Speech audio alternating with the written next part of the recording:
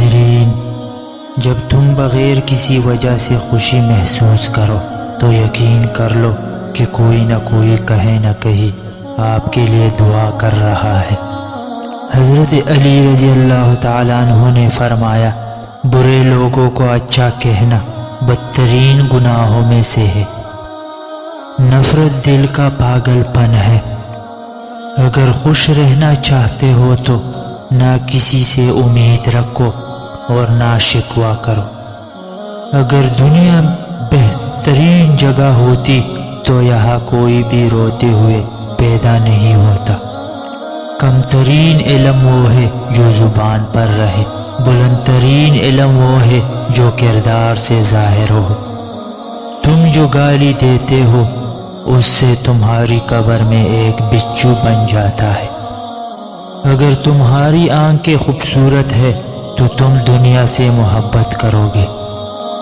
چیزیں جب کم ہوتی ہے تو قیمتی ہو جاتی ہے، لیکن علم جب زیادہ ہو جاتا ہے تب لائق عزت ہوتا ہے۔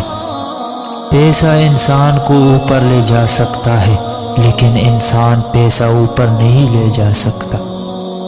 جو شخص موت کا منتظر ہے وہ تیزی سے نیکیوں کی طرف دوڑتا ہے۔ گناہوں کا ترک کرنا توبہ کرنے سے زیادہ بہتر ہے۔ کامیابی حوصلوں سے ملتی ہے، حوصلے دوستوں سے ملتے ہیں، دوست مقدروں سے ملتے ہیں اور مقدر انسان خود بناتا ہے۔ جیسے تقدیر پر بھروسہ ہوتا ہے وہ آنے والی مصیبتوں سے نہیں گھبراتا۔ پریشانیاں حالات سے نہیں خیالات سے پیدا ہوتی ہے۔ نیک بننے کے لیے ایسے کوشش کرو جیسے حسین بننے کے لیے کوشش کرتے ہو۔